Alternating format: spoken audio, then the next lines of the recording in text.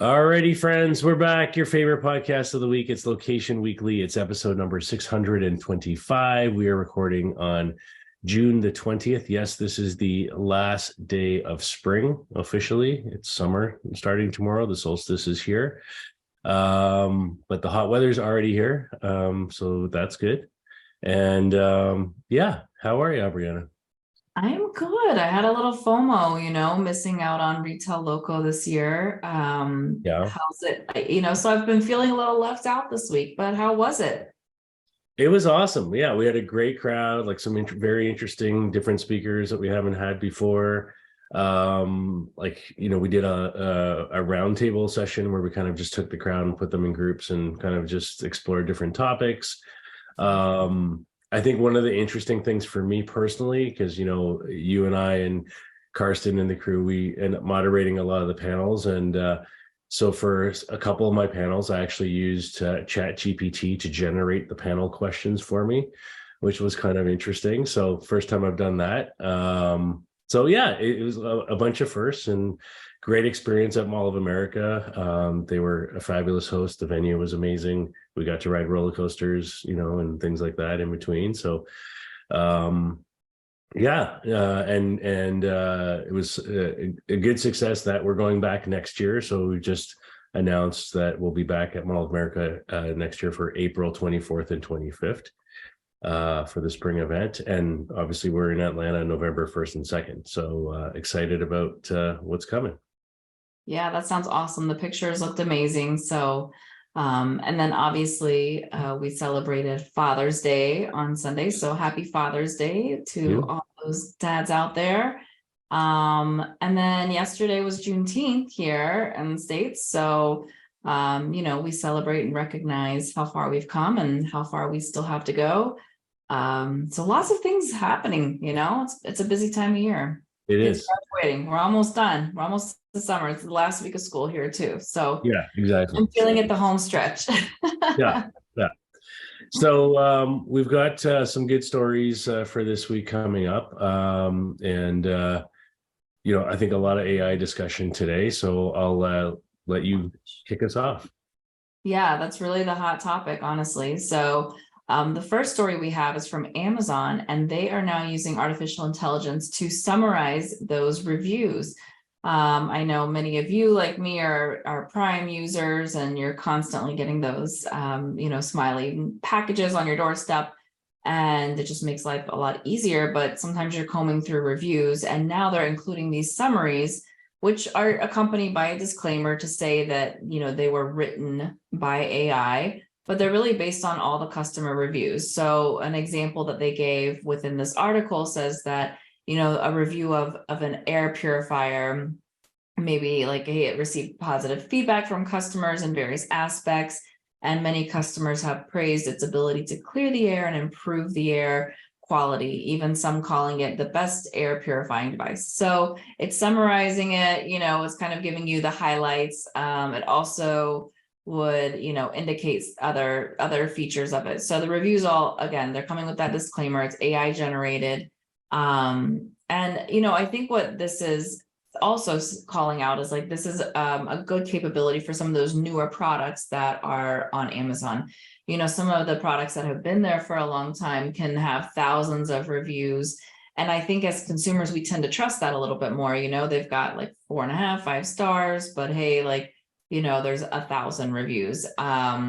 Or they've got 3 stars, but there's only 3 reviews. You're like, maybe it's really not that bad. And, the only people reviewing it are those who want to complain. So they're saying that, aged products kind of have had time to build up these numbers and reviews, and they have a little bit of an unfair advantage. And so potentially this could help guide customers towards newer products that don't have what are, being called review moats.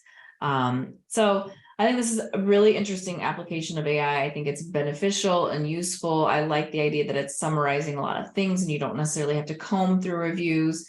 I do often use those reviews though, where you can search for specific features, like, if it's an air purifier, like how did it help with asthma, something like that. And you can kind of use that, but I'm assuming that they'll move towards that with the AI generation as well. And I think this is just one of many areas that Amazon is investing in AI. I've been seeing, talk after talk and post after post on LinkedIn this week of everybody that's in Cannes. And I know that that's a huge discussion and huge part of like the creativity, whether that's how will it take over some of our jobs and positions to like, what's the future and how can we use it and leverage it in our industry? So I think this is a great application of the AI, and yeah, I'm excited to test it out because I am often purchasing and checking those reviews. What do you think, Eve? Yeah, I think this is a good use case by Amazon. I mean, my early experience with this kind of technology, at the end of the day, at the moment, it's still humans prompting, these bots and prompting these engines to, with the right, sort of queries and things like that. But I think to their point and what you've already alluded to, where there's newer products coming to market that don't have the history, don't have a long set of reviews behind them.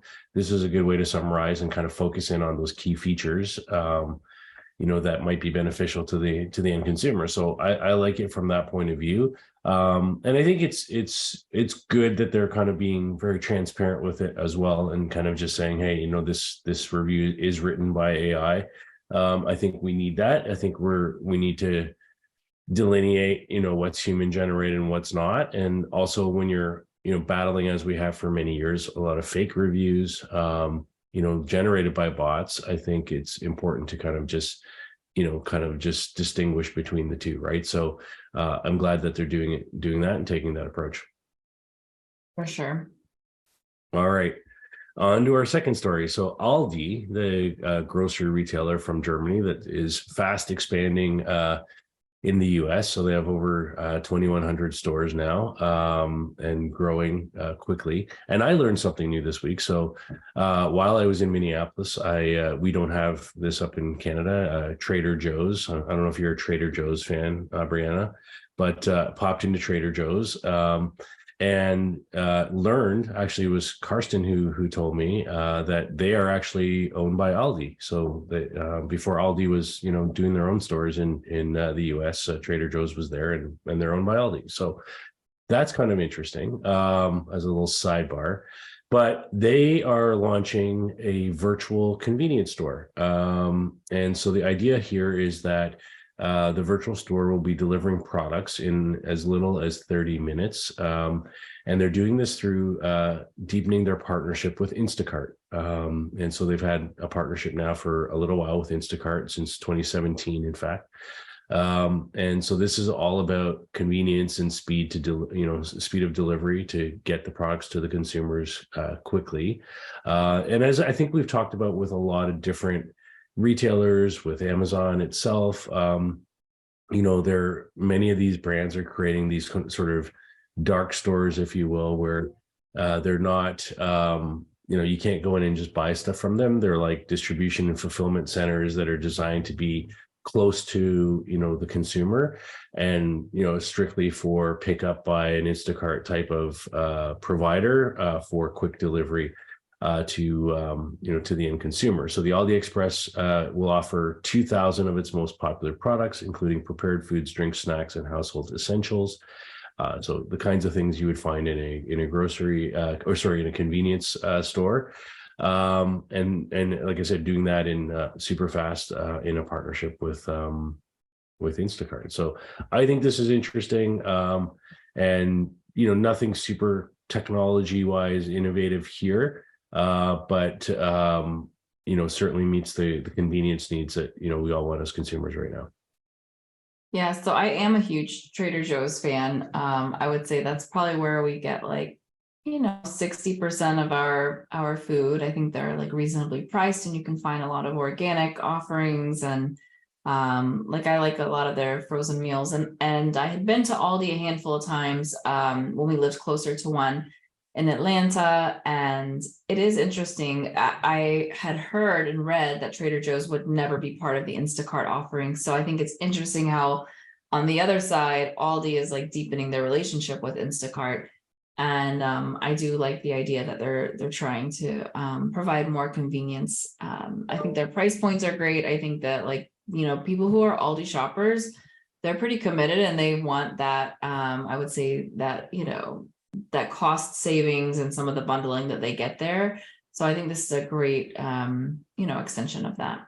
Again, nothing groundbreaking, as you said, from a technology perspective, but just launching that virtual convenience store. And I like that 30-minute turnaround time frame. So next time I'm close to an Aldi, I'm going to try that. So our next story is, again, going back to AI, but it's also a little bit of some female empowerment here. So there is a company based in Lisbon, Portugal, that is called Asset Flow, and they have raised 1.5 million euros to develop AI technology that really describes consumer behavior in that retail store location without cameras or sensors. So they're trying to help, I think, with research to show retailers how do people buy products, how are consumers moving outside that marketing funnel, and then they really want to use AI to analyze that customer behavior without invading their privacy, and more enabling retailers to have those insights, right? So what are customers' needs? What are their preferences? And then how can they tailor their marketing strategies better to that? So this investment came from GED Ventures, and the goal is to allow Asset Flow to triple their research and development team in Portugal. And then they also want to be able to expand to Europe and South America. And so they're really trying to, I think, put a stake in the ground and position themselves as a market leader in those behavioral analytics. Now, Asset Flow was founded in 2021 by Katya Ivanova and Ricardo Santos. So this is really like the first software solution that's combining AI and behavioral analysis. So the way that it sort of works is like you can create this digital twin of your current store, or you can simulate one and then provide information like heat maps, consumer paths, suggestions on how to place products, categories to boost sales within the store, which is really cool. So this also company, this won an AI hackathon in Finland, and then it has the most promising startup award that was awarded to it in 2022 in Portugal. So I expect them to go a long way. It's certified as suitable by the National Innovation Agency and operates in Portugal, Spain, UK, Italy, and Brazil. So I guess all I have to say here is like, you go, girl. This is awesome. I love seeing like female-led companies, expand. And I think that it's really interesting from a product perspective that they're able to do this type of analysis without the cameras or the sensors. I think that's amazing. And that's everything that I would want as a consumer. I think most people would. So I expect that this company is just starting to like hit the ground, and we're going to see a lot more from them in the future. Yeah, I think it's very interesting technology, and it kind of speaks to a broader trend. And when you're talking about Europe right now and GDPR rules and privacy and things like that, if you can get away from using camera analytics, you're already kind of halfway won the battle from that point of view. So what I like about this is that they're embracing sort of, that Web3 kind of scenario, creating a digital twin. We talked a lot about that at Retail Loco at the conference last week. There was a number of different examples of that. I think on this show, we've covered Lowe's in the US, who's created a digital twin for internal training purposes, for supply chain management and shelf layout management and things like that. And I think in a similar way, that's kind of what I see here with Asset Flow, is by creating these digital twins and kind of simulating the movements of people. They're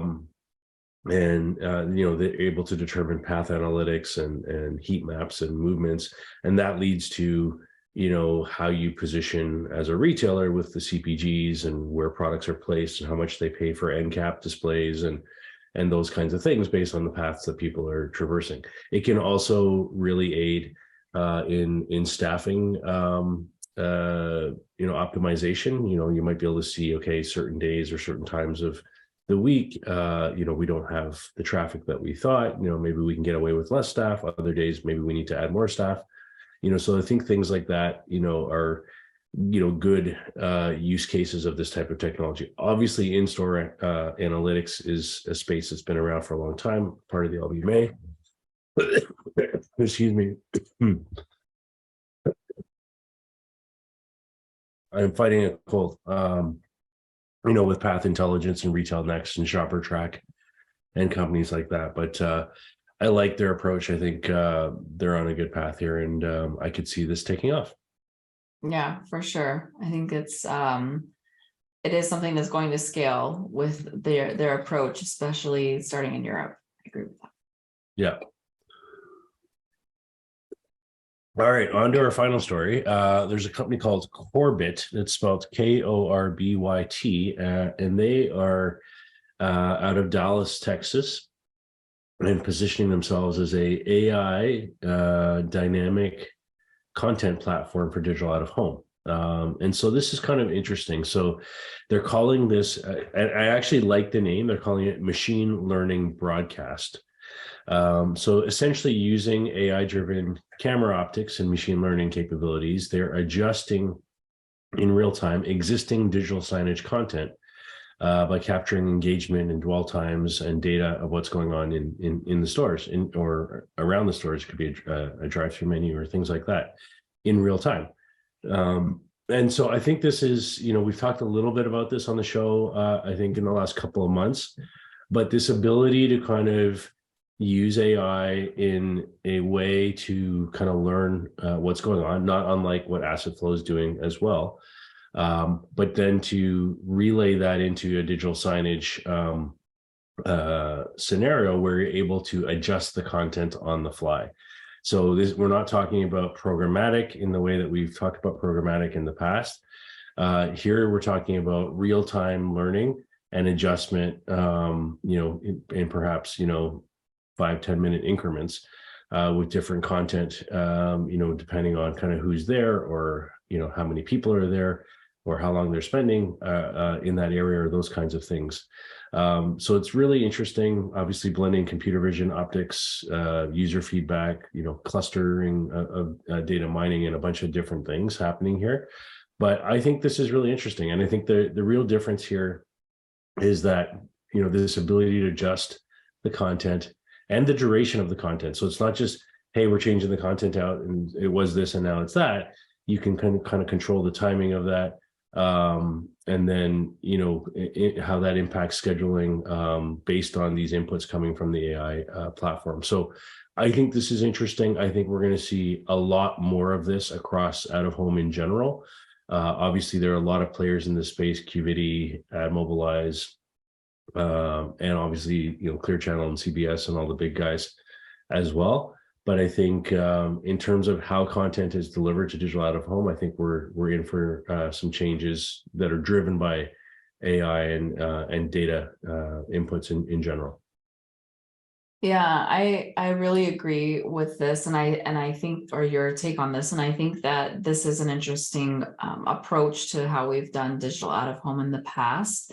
And, we've had we've talked on the show about it. We've seen this in the space for a long time to use other inputs such as like weather data or commuter data or anything to tailor specific content in near real time and, be able to change it based on some of those inputs. But using AI and those data signals, I think could be really powerful. And as I think about, Samsung ads, for example, and how they're approaching things and getting into, okay, we've got this staple with the big screen and the television in the home, and now we're branching out into digital out of home, as well as those mobile devices. I think there's a great way to tie all of those things together and utilize AI for that content extension or distribution as it pertains to all the digital out of home screens that are available. So I do like this approach, and I think that the industry is ripe for change right now. It's a good time. So I think we're going to see that certainly across lots of players. Yeah, lots of changes happening. I think this kind of technology has impacts on so many aspects of our industry. Yeah. And it's exciting, right? It's not every day we get these sort of generative changes happening to the way we work, right? And I think that's fascinating. And when I look at technologies like ChatGPT, in particular, and seeing the impact that has on writing, on music and content creation and all these kinds of things. It's massive, right? What that means. How we kind of curtail that, how we, still have input into that. I think there's lots of interesting questions, but I'm excited. Me too.